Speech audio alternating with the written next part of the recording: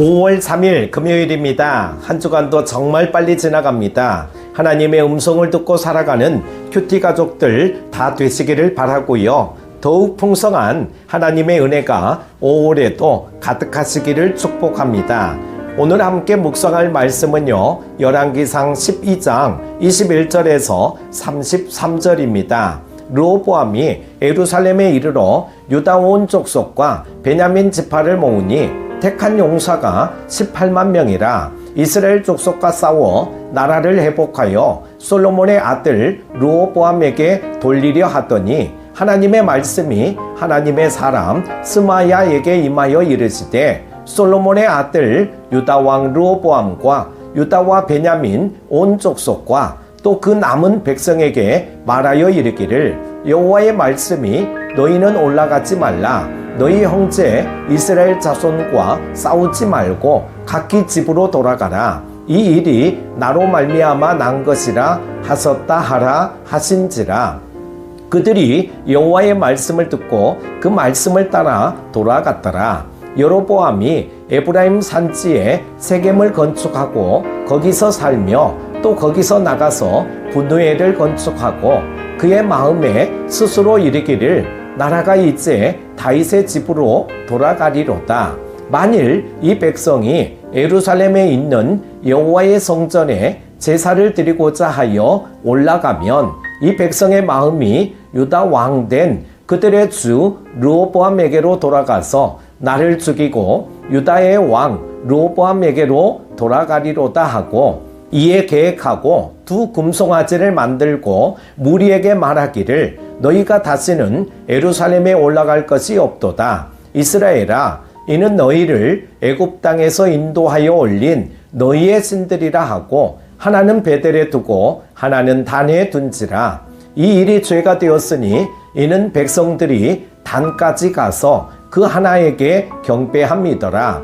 그가 또 산당들을 짓고 레위 자손 아닌 보통 백성으로 제사장을 삼고 여덟째 달 곧 그 달 15째 날로 절기를 정하여 유다의 절기와 비슷하게 하고 제단에 올라가되 베델에서 그와 같이 행하여 그가 만든 송아지에게 제사를 드렸으며, 그가 지은 산당의 제사장을 베델에서 세웠더라. 그가 자기 마음대로 정한 달 곧 여덟째 달 15째 날로 이스라엘 자손을 위하여 절기로 정하고 베델에 쌓은 제단에 올라가서 분향하였더라. 아멘. 잠언은 마음의 생각대로 사람의 삶과 됨됨이도 정해진다고 가르칩니다. 여로보암은 하나님의 말씀 안에서 자기 생각을 지키는데 실패하여 하나님을 거역하는 끔찍한 죄악으로 미끄러지고 말았습니다. 하나님의 말씀으로 생각을 지키지 못하면 어떤 죄를 범하게 될까요? 먼저 자신의 판단을 더 신뢰하는 죄를 짓고 맙니다. 하나님은 여로보암에게 말씀을 주셨습니다. 이스라엘의 분열은 하나님의 뜻이며 앞으로 그를 10지파의 왕으로 세워주신다는 약속이었습니다. 이러한 하나님의 약속을 받았음에도 여로보암은 그 말씀을 신뢰하지 않았습니다. 그의 생각이 하나님의 말씀에서 벗어나자 염려와 불안은 더욱 그의 마음을 사로잡았습니다. 여로보암은 백성이 제사를 드리기 위해 예루살렘 성전을 오가다 보면 다시 마음을 돌이켜 유다 왕을 따르게 되어 자신은 결국 죽을 것이라 생각했습니다. 그는 문제를 해결하기 위해 인간적 방법들을 찾기 시작했습니다. 금송아지를 만들어 베델과 단에 두고 백성이 예루살렘으로 가지 않아도 될 환경을 만들었습니다.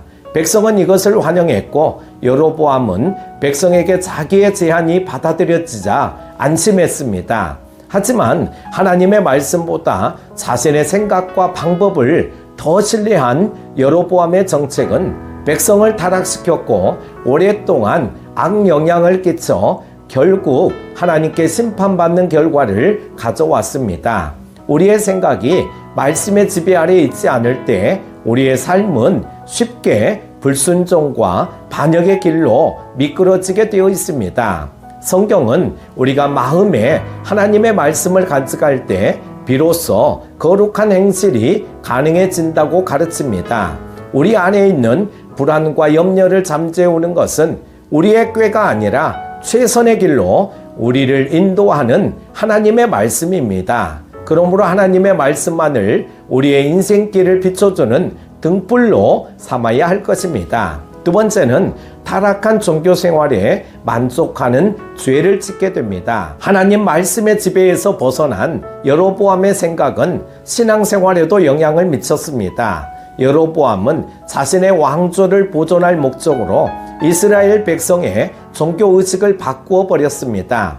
예루살렘 성전을 대신해 단과 베델에 금 송아지를 둔 제단을 쌓았을 뿐만 아니라 레위 지파가 아닌 일반 백성 가운데에서 제사장을 임명했습니다. 그리고 금 송아지에게 제물을 바치기 위한 절기까지 정했습니다. 그는 하나님의 이름을 부르면서도 하나님의 법과 그 뜻을 거스르는 이방 종교 방식을 받아들인 것입니다. 이러한 여로보암의 정책은 편리함을 추구하는 백성에게 환영을 받았고 나라 전체를 하나님을 거역하는 타락의 길로 이끌었습니다.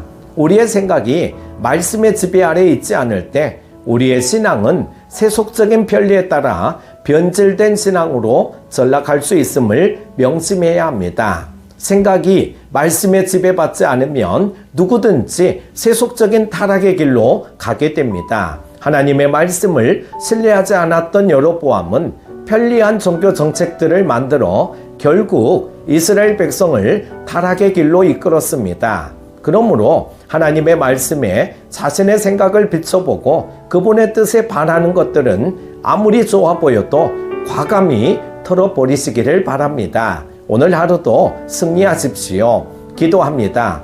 살아계신 하나님 아버지, 오늘 또 호흡할 수 있음이 감사입니다. 우리는 하나님의 말씀이 우리의 마음과 생각을 지배하는 삶을 살아가기를 원합니다. 거룩한 삶의 비결인 것을 깨닫고 항상 말씀 앞에 겸손하게 하시고 순종하게 하여 주옵소서.